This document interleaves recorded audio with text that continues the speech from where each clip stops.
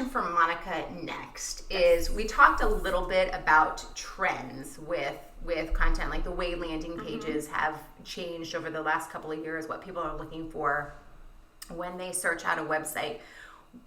Can you forecast what you see the trends being in terms of content?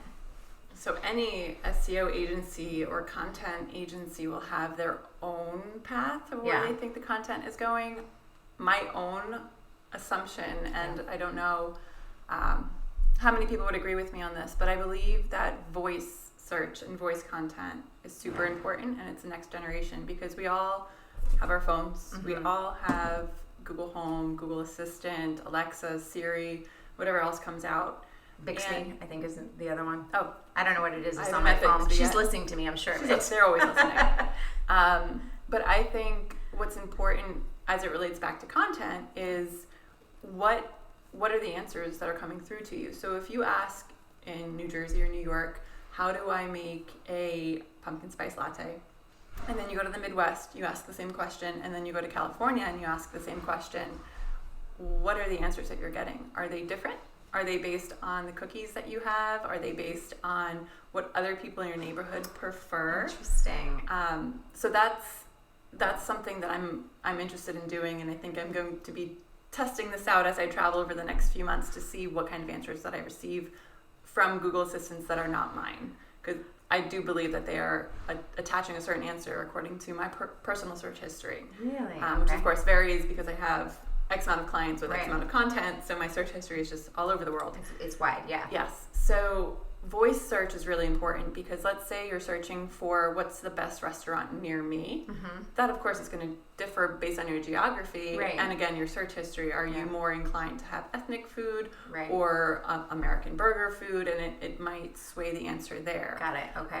But then from a business owner level, how do you get to that position or that answer? Besides obviously having wonderful content on your website, what I love having my clients do is having a bulleted list.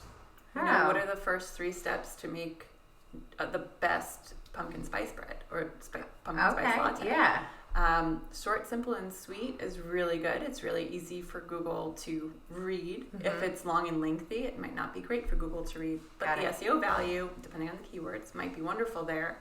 The same is true of position zeros. Do you know what position zero is? I don't know what position. No? That was the next question I had for you. You're a mind reader. What is it? So if you search pumpkin spice, how to make a pumpkin spice latte, you might find a video because somebody might have created wonderful video content where it's very relevant for everybody in your area.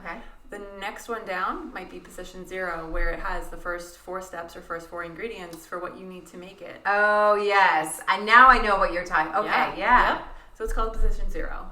It's not position 1 because sometimes it's not necessarily how you rank overall. It's just to understand, is this good content? Is this going to answer the question? Right. And I believe oftentimes that's also the same answer that you get from your mobile assistant. So understanding not how to manipulate those results, but how to create content that makes it relevant for you to show up in position 0 or in the Google Assistant or other assistant as the answer that comes up. So how do you, is a list the best way to do that? It's one of the ways to do it. You can't just create lists for the sake of lists, because then when you're reading that website, it might become annoying.